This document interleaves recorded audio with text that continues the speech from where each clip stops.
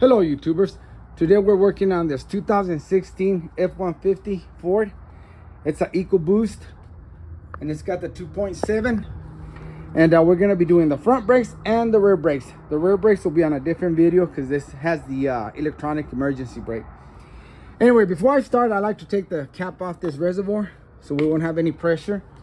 And I already started by taking the tire off, and now we're going to stick a screwdriver between the pad and the rotor, kind of push those pistons that way in so we can remove the caliper a lot easier. And on these trucks, it is very important that you pay attention, and it does matter how you put the brake pads, and they're even marked here. I kind of got this brake quiet on there, so I don't know if you'll be able to see. You've got two different pads. This one goes in the inside. It says right there inner. It's got the humps on it. Okay, now the smooth one without the humps says right there outer. Turn around this way so I don't get y'all confused. Outer, inner. Okay, the ones without the hump, it's a smooth. Those are gonna go on the outside. And it does matter, guys. I had the a while back, the owner of this truck did them himself, and he didn't pay attention to that, and he said his brake was locking up. When he would drive it, it would all of a sudden lock up the front brakes. But anything that I do, that's one of my tips. Always make sure you pay attention how stuff comes out and put it back the way it came out. Sometimes it does matter. And this is the stuff I use. I've had real good luck with it. All right, let's get with it. Not sure how well you can see, but you want to take a screwdriver and stick it right in here and try to grab the rotor, the end of the rotor, and pull on it like this, and it'll compress that piston a little bit. All you need to do is just a little bit. And some vehicles you can't grab the rotor, it's just so hard. If you can grab the end of the pad right there, that also works. See, it's not as effective as doing the rotor, but it helps still. And don't worry too much about the brake pads unless you're going to reuse them. But anyway, I'm trying, on this one I can grab the rotor. I'm trying to push it in.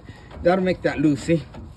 And you won't have a hard time taking that caliper off. So again, reach in there, grab the rotor and push that in. Or if you can't, grab the pad right there, and that'll also work. Just the edge of the pad.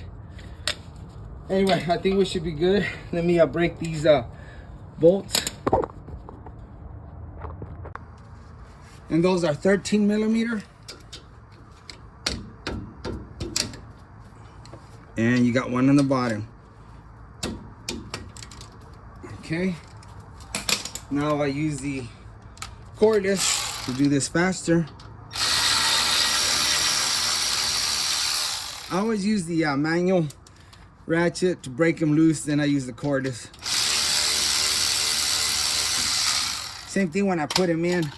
I use the cordless to tighten them up. Then when I want to do that last final touch, I use the manual so I can feel how tight they're going in. Let me grab a bungee cord.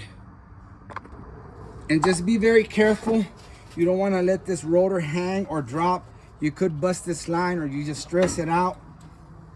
And eventually, it won't be worth the poo-poo. And I'm just going to find somewhere to hook this up. Let's get it out of my way. Boy, this sucker's heavy. That's what I hate about working on these heavy-duty trucks. Little wimpy arms can't hang no more. All right, we're over here, and where did I leave my screwdriver? Like always, I'm losing stuff. And here's what I was talking about over there. This one has the humps. Right here. That goes in the inside. The one without the hump goes on the outside. Smooth on the back. And I'm just gonna do a real quick clean with brake cleaner. Shoot it here on the software, up there, up yonder, and yonder. I'll shoot the rotor a little bit. Main thing is I want to get this kind of clean.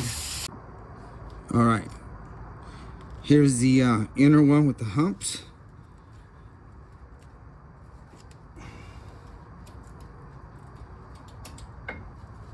Okay, the outer one without the humps. Just slide them in there.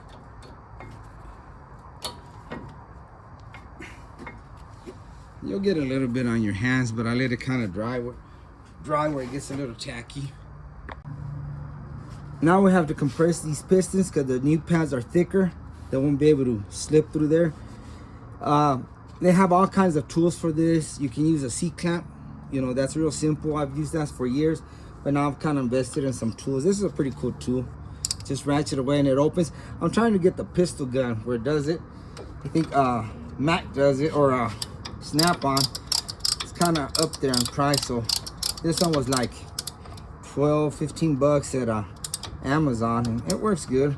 You just got to hold it first, put pressure on it till it grabs. So now it grabs, so now it's starting to compress the pistons.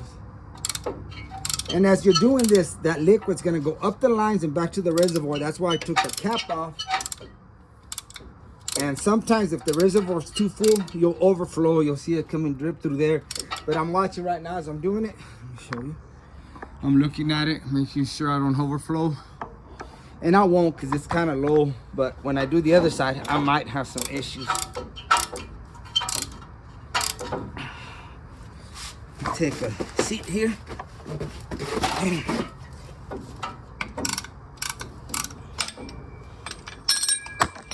Oops, I went too far. I broke the tool. No, I didn't break it. I can put it back together, but I went too far. I need to put one of the old pads in there.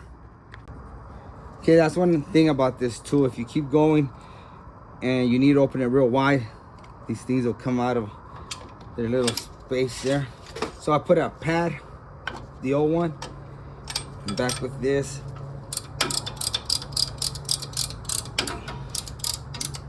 And we'll finish opening it all the way.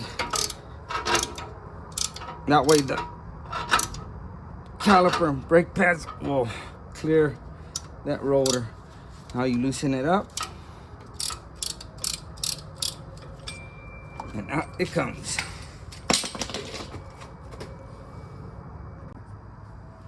And try not to touch that rotor too much. And if you do get some grease on it, go ahead and clean it off, or you might get some squeaking. I just did a Toyota Avalon, and that I made that mistake. I put my greasy hands all over the brakes. They started squeaking, so I told the customer to bring it back. He's gonna bring it today later on, so I can clean them up. I got the brake pads and the rotor contaminated, so I dropped the ball on that one. Hopefully I can get it to stop squeaking, because it irritates me. I should have known better. Okay, we got those in there. Make sure they go in. Don't cross thread them.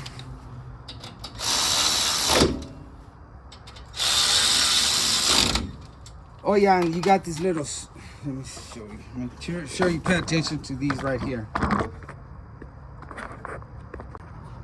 Okay, this is what I'm talking about. This part right here, it's oval.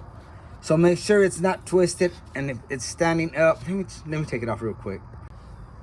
Okay, I went ahead and loosened it up. Make sure this little thing it's kind of oval. It's sitting with the flat part up and the other one down, because it'll catch on the bottom of this brake caliper. You put it like this, it'll probably still work, but you won't be able to get it closed completely, or it'll move around on you. If you do it this way, it'll lock in place. Let me tighten it up. Okay, I don't know how well you can see, but here it's flat, and you want this flat part down like that. On some vehicles you can't tighten it like that. That'll hit right here and it won't let it sit completely. So turn it this way. You might have to kind of hold it with one hand while you tighten it up. And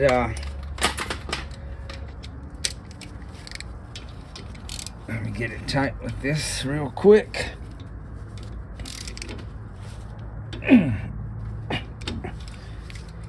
Supposed to help it not turn. It'll hit when this side gets right there, it'll hit and it won't allow this to turn. It keeps it in place, you know, just a little thing, I guess, keep it secure. Make sure you push these back. If you accidentally bent the, oh, you can't see that. Make sure you push this dust cover back if you accidentally hit it, or you'll be rubbing on it and it'll scare the hell out of you. You think you screwed something up. All right, YouTubers, we're done. We have the tire on. We'll drop the vehicle to the floor. Fluid looks good, and check this out. See where it's at? Okay, when I pump it, it's gonna go down. Put this cap on. And you don't have to turn it on. Make sure though, make sure you pump it before you go anywhere, because you're not gonna have any brakes. Check this out. It's gonna go all the way down. All the way to the floor. We gotta pump it a few times till it gets hard, nice and firm, because we're getting the fluid back into the lines. If you don't do that, you're gonna take off and you're gonna hit somebody that's behind you or run into somebody's house or fence. Now we're looking here, and it should have gone down a little bit. Just a little bit, see? Because it went back into the lines and the caliper and whatnot. So we're good. And that's how you do the brakes.